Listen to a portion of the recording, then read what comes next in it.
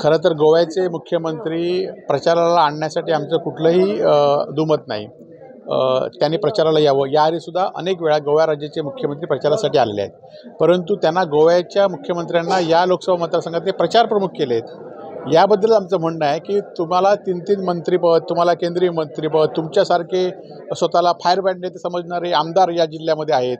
असं असताना तुमची कुवत नाही हे भाजपच्या लोकांनी ओळखलं आहे आणि म्हणून त्यांना प्रचार प्रमुख नेमलं आहे. ह्याच्याबद्दल आमचं मत आहे.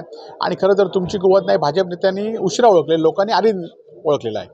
संजय राऊत यांचं नेमका परिवार कुठला, भारतातला की रशियातला, असं म्हणत त्यांनी मणिपूरविषयी बोलण्यापूर्वी पत्राचाळमधील माणसांना आपला परिवार माना असं म्हणत. खरं तर संजय राऊतांनी वेगवेगळ्या ठिकाणी जे बोलले आहेत ते लोकांसमोर सत्य आणलेलं आहे आणि त्यामुळेच पत्राचाळीसारख्या खोट्या आरोपामध्ये त्यांना अटक केली आणि त्यांना सोडावं पण लागलं. कोर्टाने त्यांना निर्दोष सोडलं, जामीन पण दिलेला आहे. परंतु तुम्ही तुमच्याकडे ज्या कॉम्प्लेक्सच्या अन्विक बिल्डिंगच्या ज्या ईडीच्या चौकशी सुरू होत्या आणि त्यानंतर तुम्ही कसे काय भाजपमध्ये गेलात हे महाराष्ट्राच्या जनतेला माहिती आहे.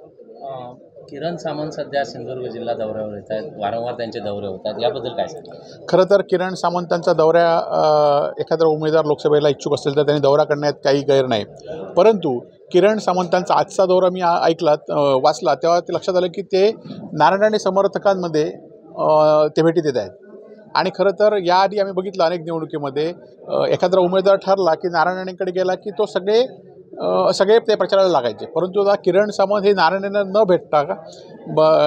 न विचारता किंवा न भेटता नारायण राणेंचे कार्यकर्ते त्यांना बोलवत आहेत आणि त्यामुळे नारायण राणेंची ताकद या जिल्ह्यात कमी झाली की काय अशी शंका आमच्या मनात आहे.